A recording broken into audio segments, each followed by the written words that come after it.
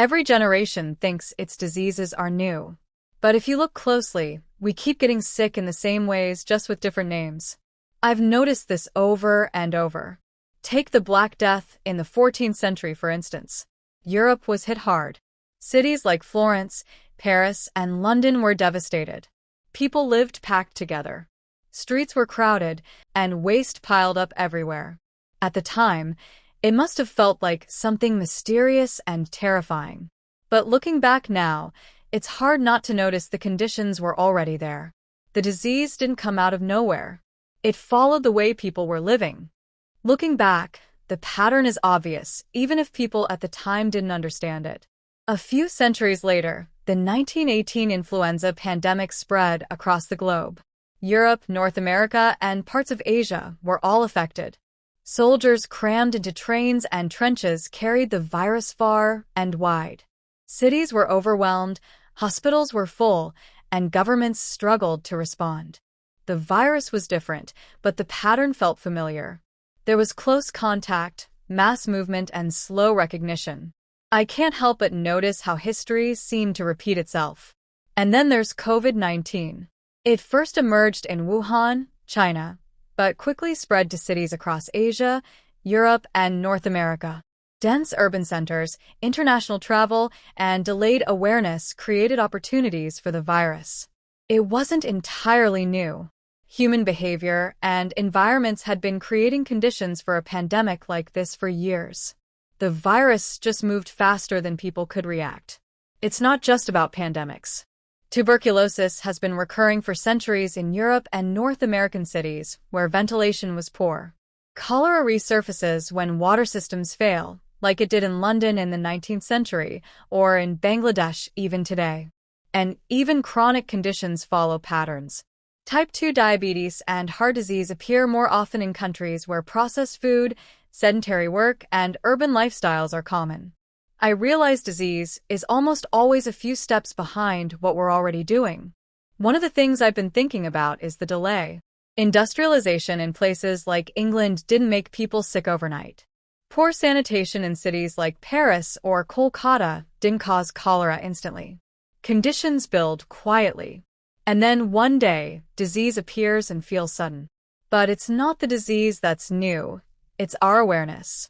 I remember walking through an old neighborhood once. People told me about waves of illness, flu in winter, and stomach problems in rainy seasons, but no one had names for them. They just noticed the patterns. And that struck me. Communities have always experienced cycles like this, long before we had statistics or medical explanations. Even today, the same logic applies. Sedentary work, processed food, stress, pollution, they quietly shape health. Years later, problems show up, and it feels like a surprise.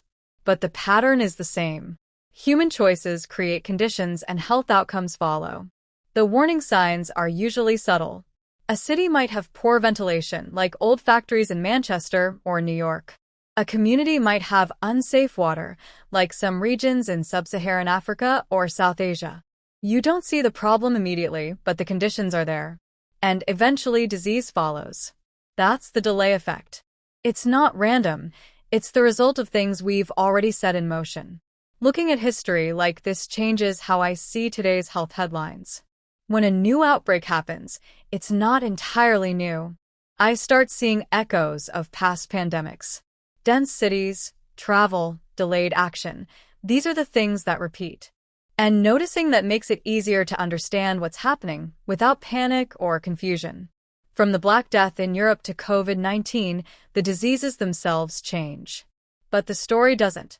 Human behavior, environments, and movements set the stage over and over. It's fascinating how these recent outbreaks reveal inequalities. I've also noticed how society responds and how those responses shape what happens next. Some cities lock down quickly, others delay. Some countries communicate clearly, others don't. The outcomes are often very different, even if the virus is the same. Culture plays a role too. Gatherings, festivals, schools, and workplaces all create opportunities for viruses to spread. SARS spread in hospitals, COVID-19 spread in markets, parties, and commuter trains. It feels like cultural habits and disease are always intertwined, moving together in cycles that repeat even in modern times. Technology also changes the story, but not the pattern. Airplanes move viruses faster than ships. Social media spreads warnings and panic faster than newspapers ever could. Technology affects speed, not the underlying human conditions. Even personal habits matter. How often we meet people, travel, or go to work affects spread. It's small daily choices that add up, multiplying the effects of larger societal patterns. Timing is another factor. A virus can appear suddenly, but the conditions for it have often existed for months or years. Ebola outbreaks followed years of social and environmental conditions that made spread possible. COVID-19 exploited urbanization, international travel, and delayed awareness, all conditions that had been quietly building. And then there's the human memory element. Communities remember outbreaks, but only for a while. Over time, the urgency fades. Habits return and vulnerabilities creep back in. And when something new appears, it finds the same weak spots. Watching COVID-19 unfold, I kept seeing echoes of SARS and Ebola, like unfinished lessons repeating themselves. We might give diseases new names, but the vulnerabilities are the same. Disease isn't random. It's a mirror, showing the patterns we repeat in our lives, our communities, and our societies. Seeing the pattern clearly doesn't stop the disease, but it makes everything feel more understandable. So the next time a new illness shows up, or an old one comes back, it won't feel sudden. You'll see the traces of human behavior behind it. But does this cycle ever end? And the honest answer is, not by accident. It doesn't end just because science improves or time passes. Cycles don't usually end. They shift.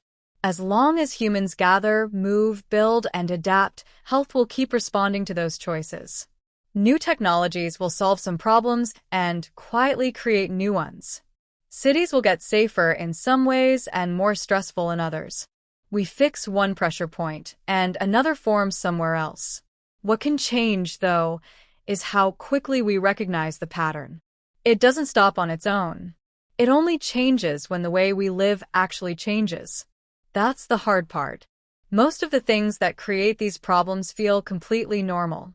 That's why disease feels like it shows up suddenly. But really, it's just the moment we finally notice something that's been building for a long time.